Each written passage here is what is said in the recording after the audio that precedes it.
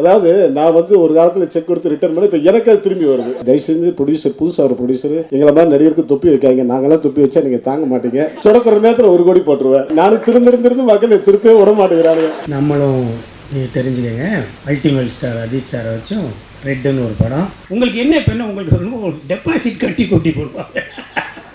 அமெரிக்க சினிமாவில் இல்லையா, நல்ல கதை இல்லாமல் திறமை இல்லாமல் கொண்ட காசு இந்த தீக்கும். சாதாரண சீனிவாசனை பவர் ஸ்டார் சீனிவாசன் ஆகிய அந்த சினிமா உங்களுக்கு கிரீடமும் வைக்கும், தொப்பியும் வைக்கும். யார் இந்த பாப்புலாரிட்டி உங்களுக்கு கொடுத்தது?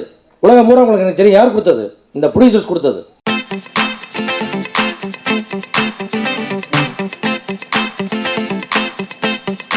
இந்த தொப்பி பட ஆடியோ லான்ச்சுக்கு என்ன வர சொன்னாங்க.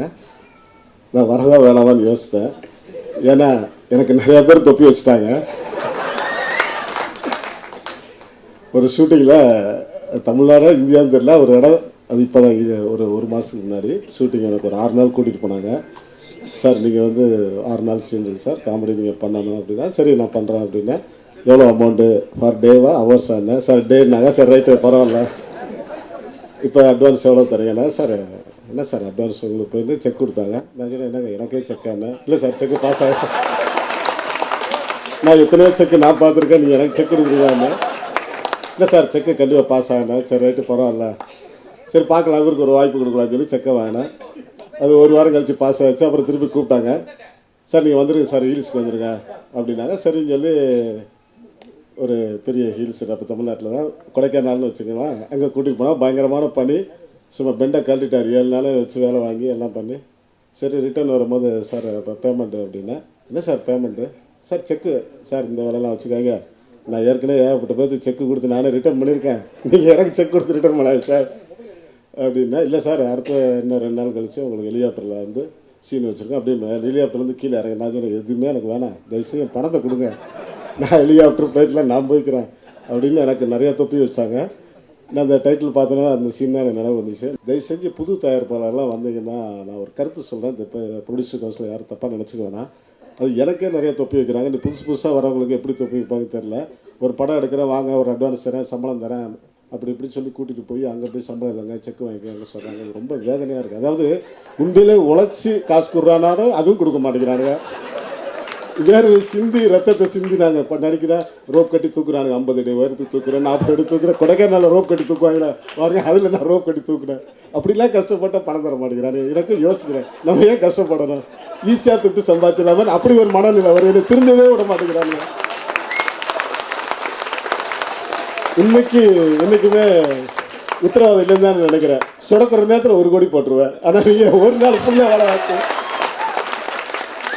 எவ்வளோ சம்பளம் கொடுப்பா நீங்கள் பார்த்துங்க. நானும் திருந்திருந்து மக்கள் திருப்பவே விட மாட்டேங்கிறானுங்க. அதனால் தயவுசெய்து இந்த புது ப்ரொடியூசர்லாம் இனிமேல் வந்தீங்கன்னா ப்ரொடியூசர் கவுன்சிலர் 1 கோடியோ 2 கோடியோ 5 கோடியோ டெபாசிட் பண்ணுங்க. அவங்களும் நீங்களும் ஒரு ஜாயிண்ட் அக்கௌண்ட் ஓப்பன் பண்ணி ஒரு அமௌண்ட்டை போட்டுட்டு படத்தை எடுங்க. அதாவது நான் வந்து ஒரு காலத்தில் செக் கொடுத்து ரிட்டர்ன் பண்ணி இப்போ எனக்கு அது திரும்பி வருது. அதான் எனக்கு ஆச்சரியமாக இருக்குது. என்னடா நம்ம செஞ்சு நமக்கே திரும்பி செய்கிறாங்க. ஆனால் இப்போல்லாம் நான் அப்படிலாம் இல்லை, ரொம்ப திருந்திட்டேன். அதனால் உழைப்புக்கு மதிப்பு கொடுங்க. ப்ரொடியூசர் கவுன்சிலில் அந்த ஒரு புதுசாக இன்றைக்கி வராரு படம் எடுக்க போகிறேன்னா அவர் என்ன வச்சுருக்காரு, எவ்வளோ பணம் கையில் இருக்குது, எவ்வளோ கடன் வாங்கியிருக்காரு, இல்லை எவ்வளோ கடன் வாங்க போகிறாரு, எவ்வளோ ஆட்டைய போகிறாரு, இதெல்லாம் தெரிஞ்சுக்குங்க. தெரியாமல் அவர் வாட்டு பத்திரத்தை பதிகிறீங்க, அவருக்கு ஒரு ஃபிலிம் கம்பெனி கொடுக்குறீங்க, ஆம்பாட்டைங்களை கூட்டிகிட்டு போய் உட்கார வச்சுக்கிட்டு 1 வாரமாக சீன் போடுறான். இதெல்லாம் எதுக்குங்க? இதெல்லாம் தயவுசெய்து வேணான்னு சொல்லி ப்ரொடியூசர் கவுன்சில் எந்த ஒரு புது ப்ரொடியூசர் இருந்தால் அவன்கிட்ட வந்து எவ்வளோ பணம் இருக்குன்னு முதல்ல தெரிஞ்சு அவனை வந்து பேங்கில் டெபாசிட் பண்ண சொல்லி படத்தை எடுக்க சொல்லுங்கள். இல்லாட்டி எங்களை ஆளுகள் வந்து நாங்கள் போய் மாட்டிட்டு அவசரப்படுறோம். அதனால் அந்த மாதிரியான ஒரு நிகழ்வு இல்லாமல் கண்டிப்பாக ஒரு நடிகருக்கு என்ன மரியாதை இருக்குமா கொடுங்க. தயவு செஞ்சு ப்ரொடியூசர், புதுசாக ஒரு ப்ரொடியூசர் எங்களை மாதிரி நடிகருக்கு தொப்பி வைக்காங்க. நாங்களாம் தொப்பி வச்சா நீங்கள் தாங்க மாட்டீங்க சொல்லி எனக்கு பேச வாய்ப்பளித்த அனைவருக்கும் நெஞ்சார மனதார வாழ்த்துக்கள் சொல்லி விடுகிறேன். நன்றி. நன்றி. அடுத்ததாக இயக்குனர் மற்றும் நடிகருமான திரு சிங்கம்புலி அவர்களை பேசும்படி அன்போடு அழைக்கிறேன். ஐஸ்வர்யா கிரிஷிட்ட யாரும் சொல்லலைன்னு நினைக்கிறேன். அடுத்ததாக சிங்கம்புலி அப்படின்றாரு. நம்மளும் தெரிஞ்சுக்கங்க, அல்டிமேட் ஸ்டார் அஜித் சாரை வச்சும் ரெட்டுன்னு ஒரு படம், அப்புறம் சூர்யா வச்சு மாயாவின்னு ஒரு படம், அப்புறம் ஏவிஎம் தயாரித்த பேரழகன் படத்துக்கு வசனம் எழுதியிருக்கேன். வெற்றி பெற்ற ரேணி உண்டாங்கிற படத்துக்கு வசனம் எழுதியிருக்கேன். சுந்தர் சார்ட்டை 8 படம் கதை வசனம் எழுதியிருக்கேன். சுந்தர் சார்ட்டை ஒரு 14 படம் அசிஸ்டண்டாக வேலை பார்த்துருக்கேன். பிதாமகன் நான் கடவுள்ன்ற நேஷனல் படத்தில் எல்லாம் நான் தான் கோ டைரக்டராக இருந்திருக்கேன். இதுதான் என்னோட சின்ன விளம்பரம். ஏன்னா நானும் சொல்லலைன்னு வச்சுக்க, அடுத்த ஃபங்க்ஷனில் யாரும் சொல்ல மாட்டாங்கல்ல, அதை சொல்லிட வேண்டியதான். இப்போ சில பேர் தன்னை பற்றி சொல்லித்தானே, இப்போ கரெக்டாக ஒரு மேடையை பயன்படுத்துகிறார்ல அண்ணன், பவர் அண்ணன் மேடையை பயன்படுத்தினார் பாருங்க, அது மாட்டேன். அப்புறம் நீங்கள் பவர் ஸ்டாரை போய் இளம் கதாநாயகன் என்னமோ சொல்லுங்க நீங்கள்.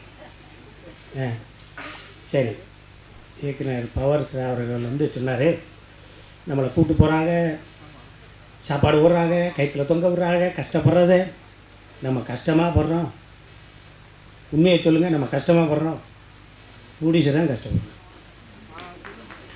அன்னைக்கு சாயந்தரம் செட்டில்மெண்ட்டுக்கு ஜென்ரேட்டர் வண்டிக்கு பின்னாடி உட்காந்து எண்ணிக்கிட்டு இருப்பா பார்த்துருக்கீங்களா, 12 மணிக்கு. அது எங்கேருந்து வந்துச்சுன்னு தெரியுமா உங்களுக்கு? யாராட்ட கடை வாங்கினது தெரியுமா உங்களுக்கு? அந்த வேலை பார்த்துட்டு ஆட்டோ ஏட்டுக்கிட்ட ஏடிஎம் கார்டு வாங்கினது தெரியுமா உங்களுக்கு? மெட்ராஸில் இன்னொருத்தர் சொல்லணும் தெரியுமா உங்களுக்கு? 4 நாள் கழிச்சு ஷூட்டிங், 4 நாள் எக்ஸ்ட்ரா ஆனதுக்கப்புறம் பிரேஸ்லெட் காணாம பார்த்தீங்களா ப்ரொடியூசர் கையில்?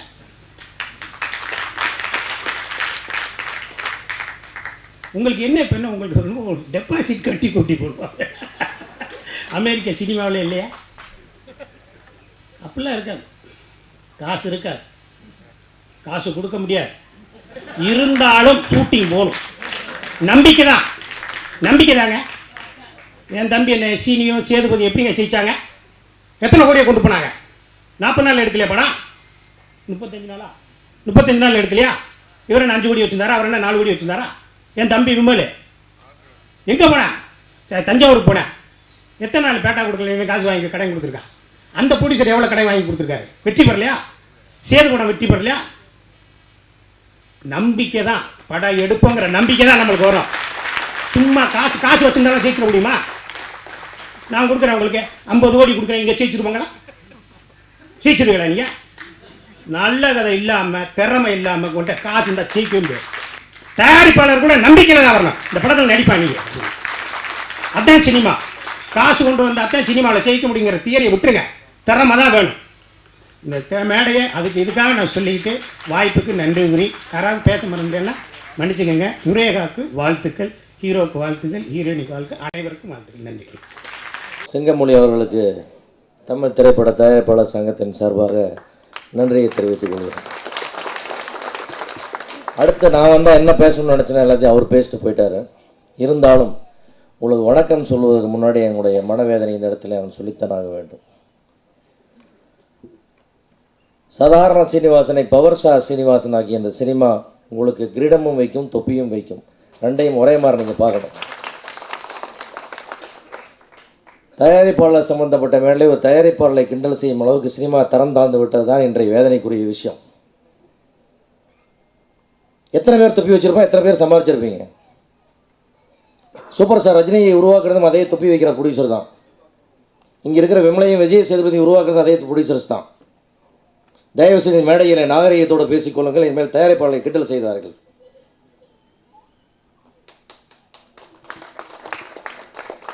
யார் இந்த பாப்புலாரிட்டி உங்களுக்கு கொடுத்தது? உலகம் பூரா உங்களுக்கு எனக்கு தெரியும் யார் கொடுத்தது. இந்த ப்ரொடியூசர்ஸ் கொடுத்தது.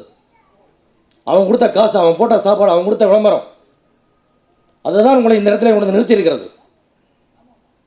இதுவே உங்களுடைய கடைசி மேடையாக இருக்க வேண்டும் இவ்வாறு பேசுவது என்னுடைய வேண்டுகோள். சற்று கோபமாக பேசினால் நான் மன்னிப்பு கேட்டுக்கொள்கிறேன். நன்றி, வணக்கம்.